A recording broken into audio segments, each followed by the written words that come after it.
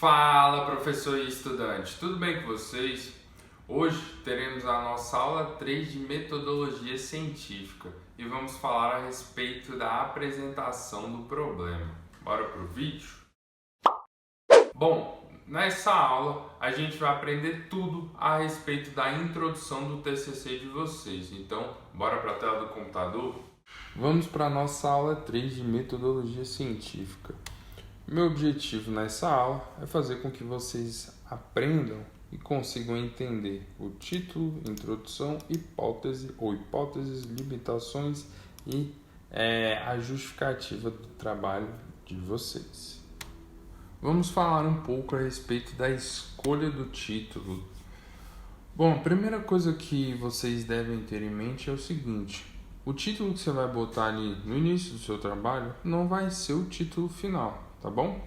Geralmente, quando a gente vai montar o pré-projeto, aí vai apresentar para o orientador, vai mandar para o comitê de ética, enfim, a gente tem que botar um título, mas você pode ter certeza, ao final da escrita do seu trabalho ou da realização do seu trabalho, esse título vai mudar, tá bom? Então, pense em algo bem simples, prático e direto para você colocar no seu pré-projeto e não quebre muita cabeça no início, tá bom? Depois que você coletar, fizer tudo, etc., tiver lindo e maravilhoso o artigo, o TCC, ou a dissertação de mestrado, tese de doutorado, enfim, aí sim você faz um chá, abre uma cerveja, dá uma meditada e pensa mais a fundo a respeito do título definitivo, tá bom? Como é que a gente monta os títulos dos trabalhos? Pode ser aí o enunciado do problema, pode ser aí os resultados ou o resultado da sua pesquisa e também pode ser o conteúdo do estudo de forma geral, tá bom? Por exemplo, no enunciado do problema, a gente pode escrever da seguinte maneira: o treinamento unilateral é melhor do que o treinamento bilateral para pessoas idosas. Ponto, tá bom? Ou você coletou os dados e viu que o treinamento bilateral é melhor, então você vai pôr lá no título: o treinamento bilateral é mais eficiente do que o treinamento bilateral em pessoas idosas. Ponto, tá? Ou o geralzão, tá bom? Efeitos de diferentes tipos de treinamentos em pessoas idosas. Ponto, tá certo? Use a sua criatividade. E lembre-se sempre, encurtar ao máximo o título, tá bom? Ninguém merece ver 4 linhas de título, tá certo? Isso aí chega já a dar preguiça para quem for ler, tá bom? Então, muito cuidado com isso.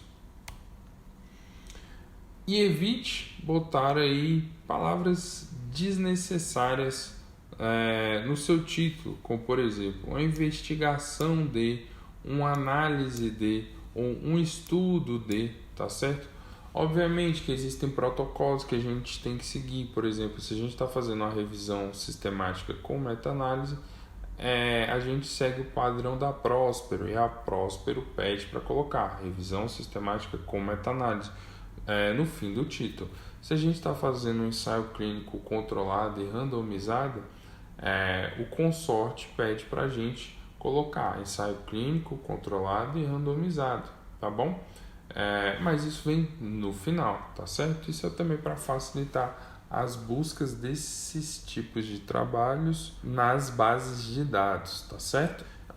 Já isso aqui só serve para aumentar o tamanho do título e não contribui em absolutamente nada na descrição do conteúdo. O título tem que mostrar para quem vai ler o que a pessoa pode esperar daquele trabalho, tá bom? O que a pessoa vai achar lendo aquele trabalho, tá?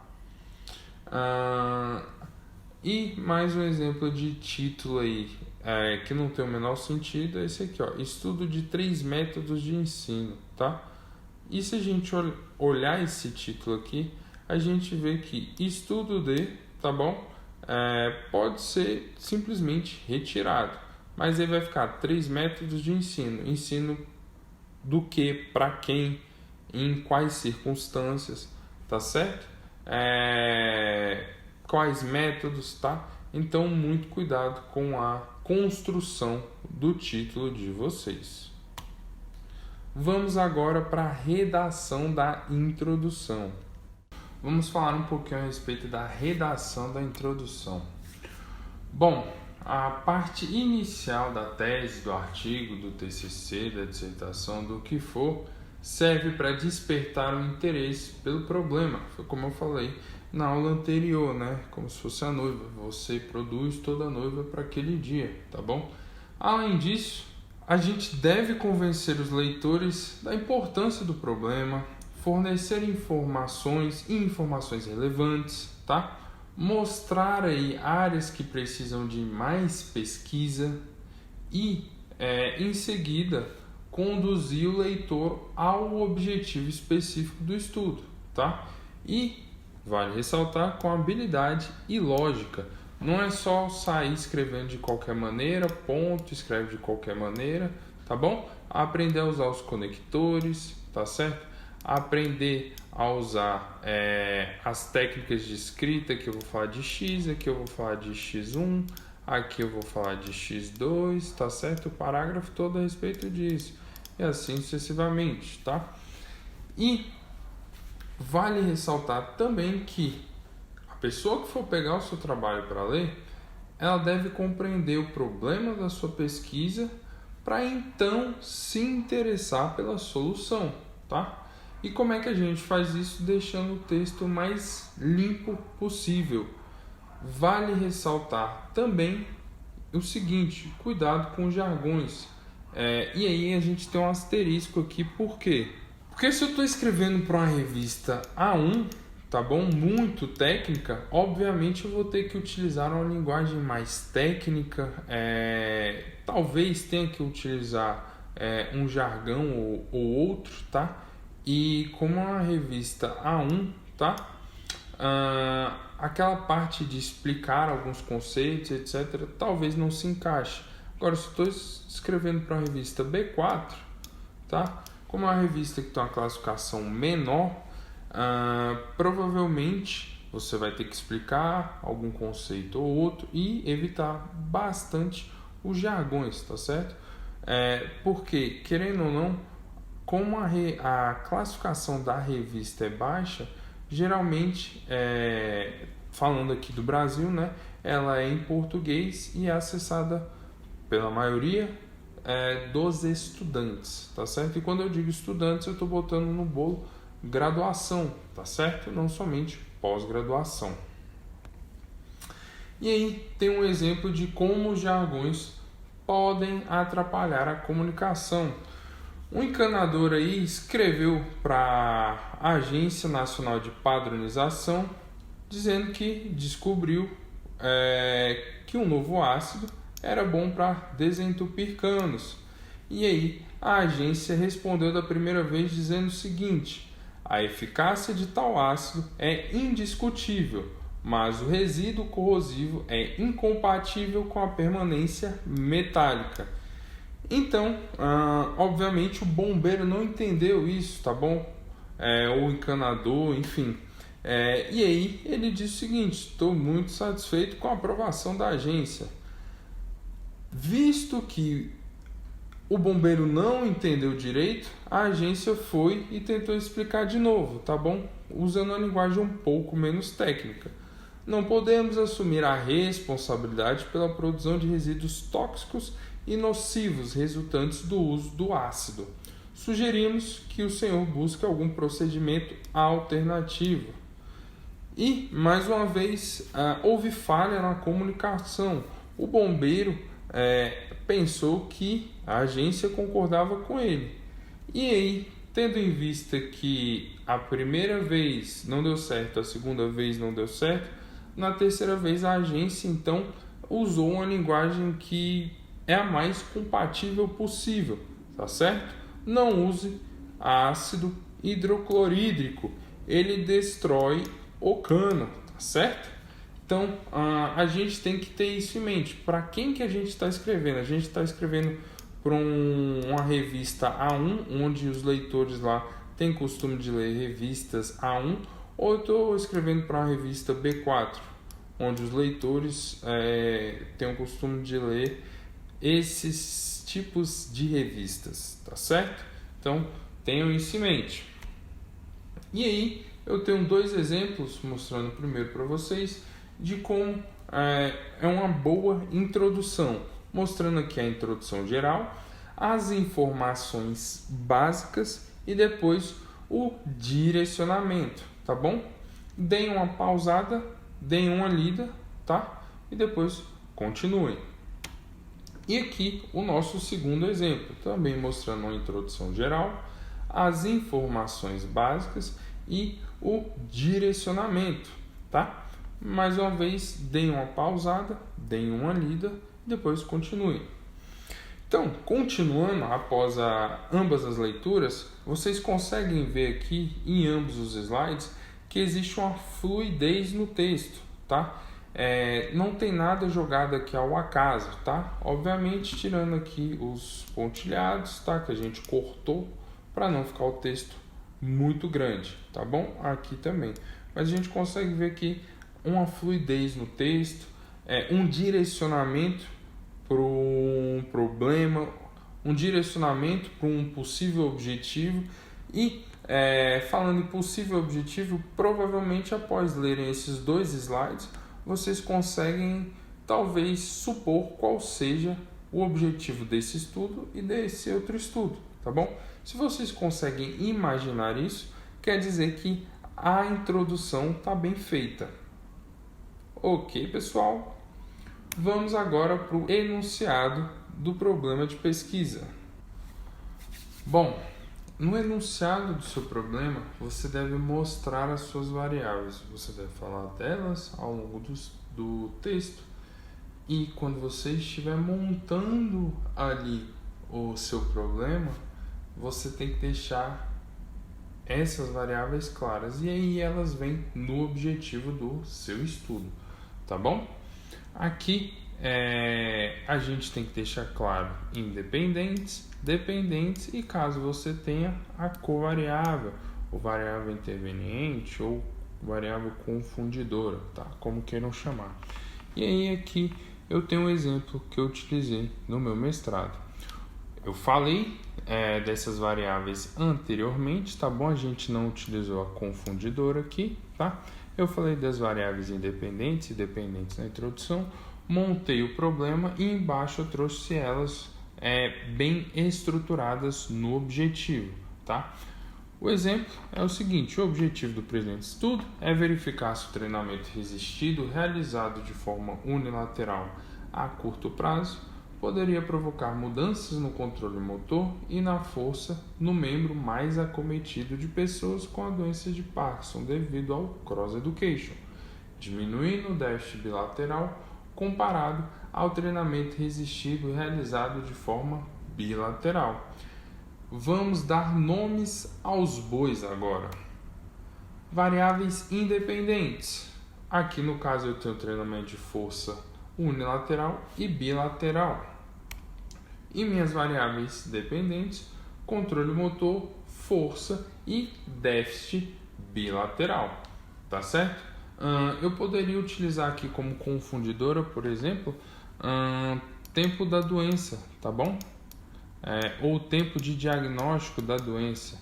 Como eu falei anteriormente, na aula 1, quanto mais tempo a pessoa tem a doença, provavelmente mais acometida ela está, tá certo? Então eu poderia ter botado aqui um ponto de corte, aqui, por exemplo, sei lá, até 10 anos de diagnóstico de doença, tá certo? Então eu colocaria essa variável confundidora aqui no final, se fosse o caso, tá bom? Tempo de diagnóstico. E aí, vale ressaltar que é sempre bom utilizar uma excelente sintaxe, tá? Porque aqui eu tenho 2 exemplos. O primeiro é o correto, tá bom? E o segundo é o não tão correto assim, tá bom? Ou o que permite dupla interpretação. Vamos analisar a primeira frase. Para comparar velocistas e corredores em termos de potência anaeróbia, medida pela velocidade na atividade de subir escadas, tá certo?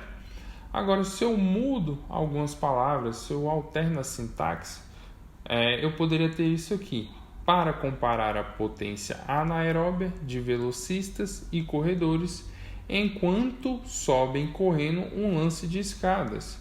Então, nesse segundo caso aqui, tá?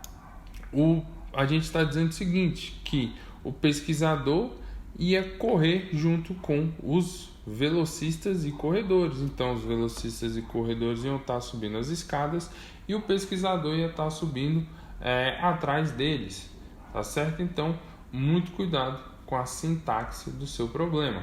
E, por último, só para a gente deixar isso bem claro, aqui tem uma sintaxe errada também. Avaliar os ganhos de força no quadríceps de ratos albinos que usam estimulação elétrica, tá? E aí a brincadeira que a gente tem aqui é o seguinte: esses ratos devem ser muito, muito inteligentes para saber utilizar esse tipo de instrumento, tá certo? Então, muito cuidado com a sintaxe, pessoal. Vamos agora para a apresentação da hipótese. Bom, de forma direta, hipótese de pesquisa é o resultado esperado. As hipóteses são os resultados esperados, é aquilo que você espera encontrar com a sua pesquisa. Utilizando o exemplo do meu mestrado, eu queria provar que o treinamento unilateral era melhor do que o treinamento bilateral. Tá bom? Então, a minha hipótese seria mostrar que o unilateral é melhor do que o bilateral. Em que? Na força, velocidade, agilidade, controle motor e assim sucessivamente. Tá bom? Então, é aquilo que você espera encontrar, tá? Às vezes a sua hipótese vai estar certa ou às vezes a sua hipótese vai estar errada e tá tudo bem, tá bom? Sabendo interpretar isso, você consegue escrever um excelente trabalho, mesmo se sua hipótese não seja esperada, tá certo? E aqui o livro traz pra gente alguns exemplos descontraídos, tá bom? Como, por exemplo, pressionar o controle remoto com mais força ajudará quando as baterias estiverem fracas. Ou, não importa a cor do sabonete, a espuma sempre será branca. E, por último, a cola não irá aderir na parte interna da garrafa, tá? Por que eu sublinhei esses 3 verbos aqui? Para mostrar para vocês que a nossa hipótese a gente sempre vai colocar no futuro, quando a gente estiver escrevendo o nosso texto. Vamos agora para a definição operacional de alguns termos. Bom, o que é isso? Essa definição operacional dos termos vai dizer para o leitor o que de forma prática, objetiva, você vai estar investigando, de acordo com a sua definição, tá bom? Você vai dizer o que você vai investigar. E, obviamente, cada pesquisa pode usar uma definição diferente. Como assim? Vamos para a prática. Vou utilizar aqui a palavra fadiga. Eu tenho a primeira definição, que é o momento em que se alcança a frequência cardíaca máxima. Segunda definição, o ponto máximo do consumo de oxigênio. E o terceiro ponto, o momento em que o sujeito não consegue mais manter o ritmo de 50 revoluções por minuto durante 10 segundos consecutivos na bicicleta ergométrica. As 2 primeiras aqui definições são definições corretas, tá certo? E aí, para quem é da área, sabe que, da área da educação física, sabe que 50 revoluções por minuto ali durante 10 segundos, se o indivíduo já está treinando tem um tempo, já está fazendo teste ali tem um tempo, está sobre exaustão por um tempo, sabe que isso aí gera fadiga.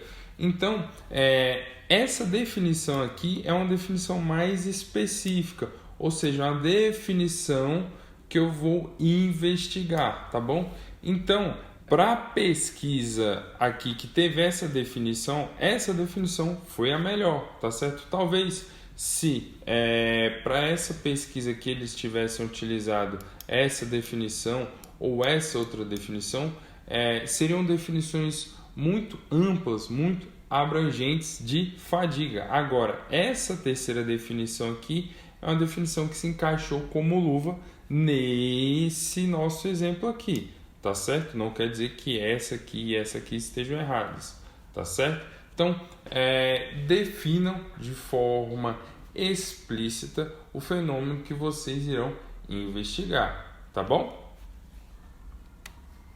Vamos para as delimitações e limitações básicas.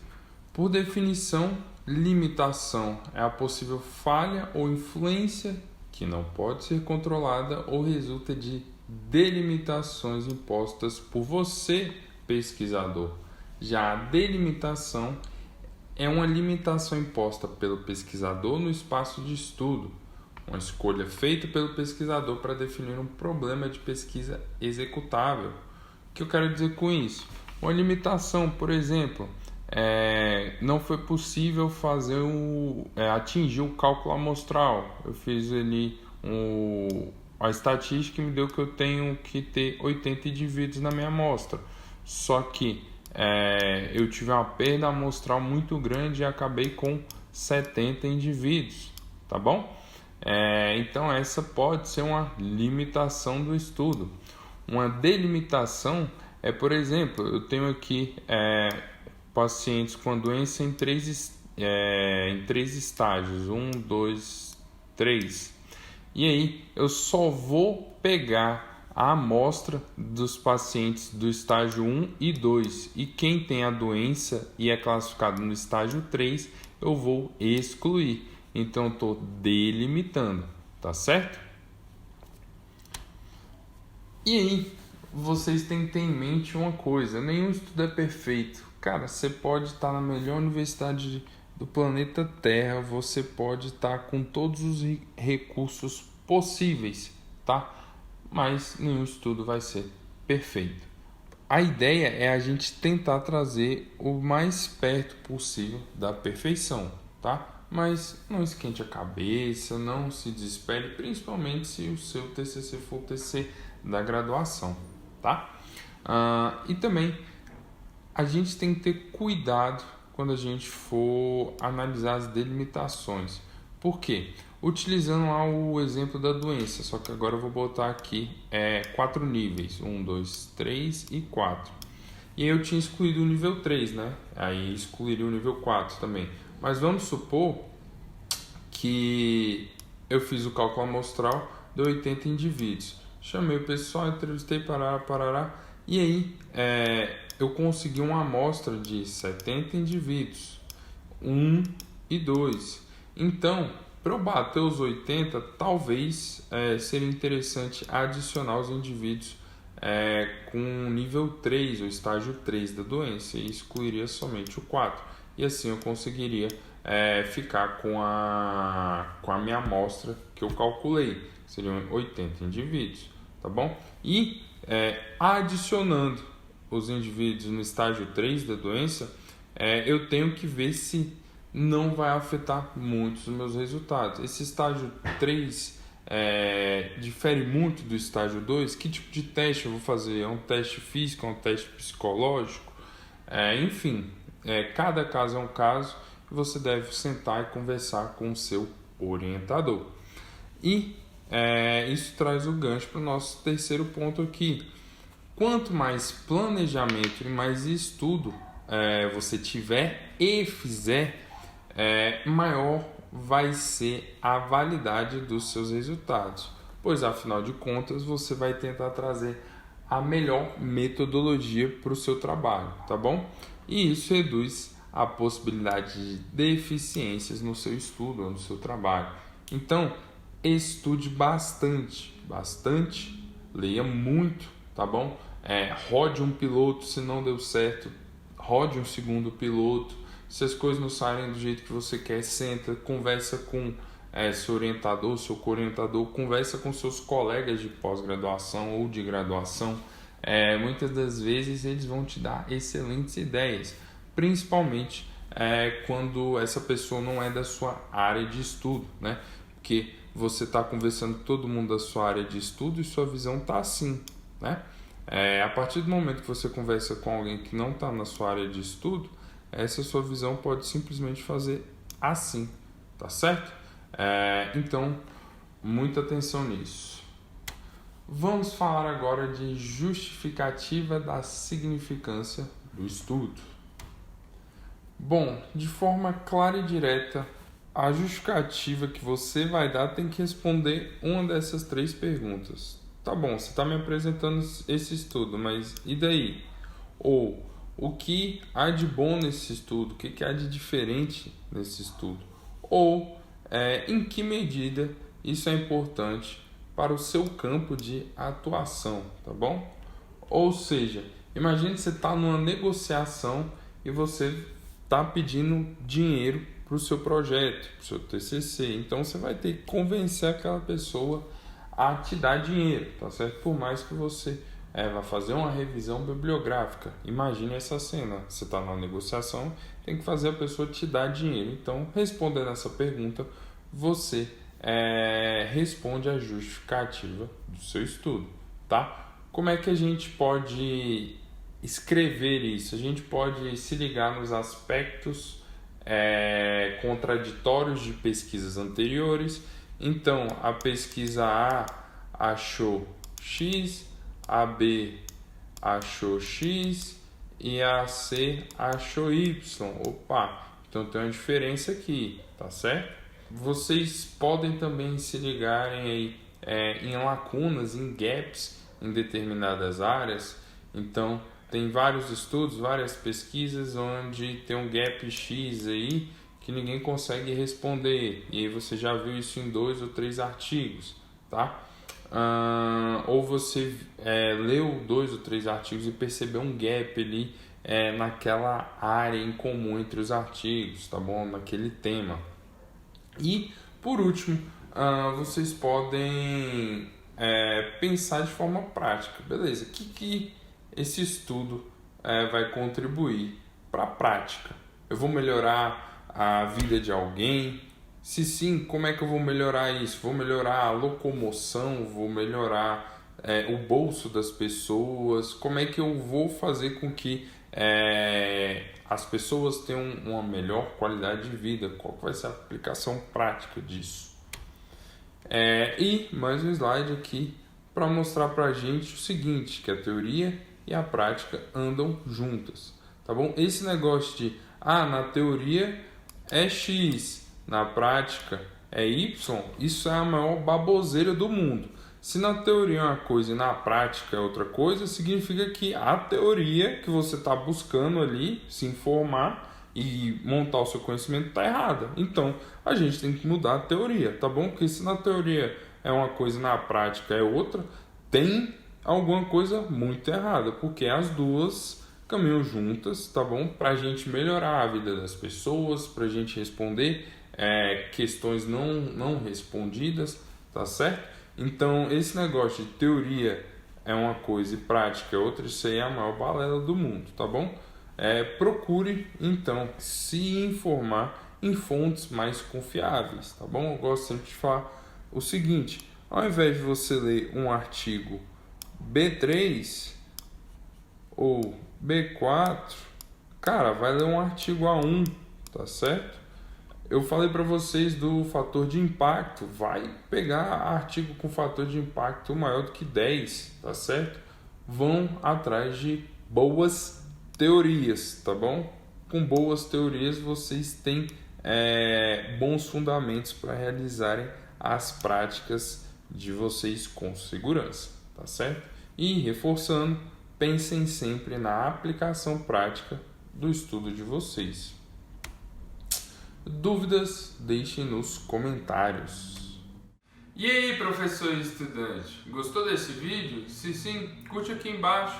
Se você acha que esse vídeo vai ser importante para alguma pessoa, compartilha com ela e deixe aqui nos comentários quais outros temas vocês querem ver de aula por aqui. Valeu!